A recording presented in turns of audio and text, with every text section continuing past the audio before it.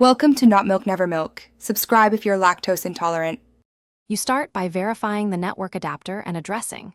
Do this now. Disable and re-enable the adapter, then run ipconfig/release and ipconfig/renew to force a new lease.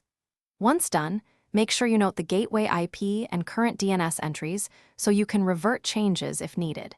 You need to know whether you are using DHCP versus a static IP. That distinction determines the next corrective steps you will take to clear the limited status. Next, reset the network stack to remove corruption that causes limited connectivity. Run netch winsock reset and netch int IP reset, then restart your PC. Once restarted, check Device Manager and update the NIC driver or rollback if a recent update caused the issue.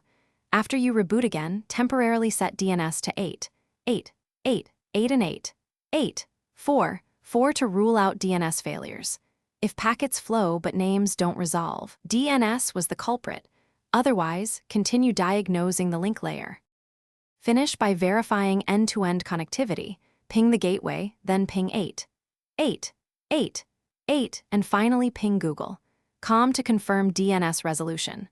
Once fixed, restore your preferred DNS settings if required and document any driver or configuration changes you applied. If the problem persists, test another device on the same network and swap the Ethernet cable or switch port. This isolates hardware faults. One key troubleshooting tip.